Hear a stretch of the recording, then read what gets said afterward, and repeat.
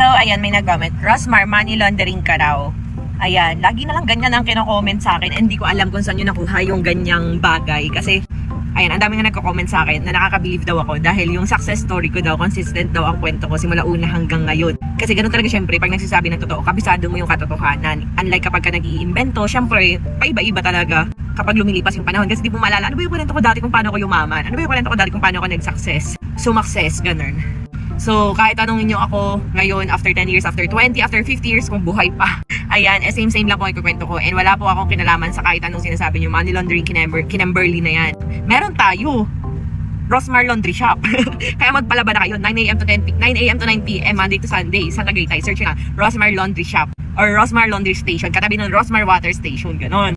So ulitin ko lang guys, wala akong kinalaman sa ganyan. And kung may mapatunayan kayo, bibigyan ko kayo ng 10 milyon. Kung totoo, kung may papatunayan kayo na involved ako sa kahit anong ganyan. Kasi wala talaga, as in, hindi ko nga alam kung bakit ako nalilink sa ganyan. Eh alam nyo naman guys, napaka-open book ko sa inyo kung saan ako kumikita. Syempre sa Rosmar brand. And ayan ha, first taon ng Rosmar brand. Alam nyo ba, sabi sa akin ng BIR, sa lahat ng skincare brand na meron sa Pilipinas, ako ang pinakamalaking binayad. Kasi yung ibang kasabayan ko, kahit sabi mo 5 years na sila or 10 years na sila, marami rin ako nakausap, ang binayad lang nila annual first taon or ay hanggang nakausap ko sila nung first year ng Rosmar brand. Ako 30M ang binayad namin na annual. Yes, ITR, grabe. So, dineclare talaga namin yung mga kinita namin sa first taon ng Rosmar brand. And yun yung napambili namin ng mga property, mga car, ganyan. And unlike sa ibang brand, kaya ako nga yung ginawang BIR ambassador. Yung ibang brand kasi is 3 million. Meron pang brand na malakas, 500,000 lang dinedeclare. Meron din 6 million, pero sobrang tagal na nung brand, ganun. So, ganun. Pero ako sa sobrang honest ko talaga, as in, ayun, yun yung dineclare. Yun yung binayad namin, 30 million sa unang taon. Unang taon pa lang yun So ngayon is, nasa 3 years na ang Rosmar brand and still kicking. Ayun, ganun. Kaya kayo huwag kayong magpapakalat-kalat ng mga fake news, ganun. Hindi porket nakikita nyo umaangat yung tao, eh kanya na agad yung source of income. Kasi nga, ayun, tamang duda kayo. So ayun lang, mag-register na kayo sa live event ko mamaya, 6 p.m. to 12 a.m. O di ba di sana di na ako nagla-live at nagtitinda-tinda kung kumikita naman pala ako sa ganyan. Charis! Eh di sana haya-hay na lang ang buhay, pahiga-higa na lang ako, ganon.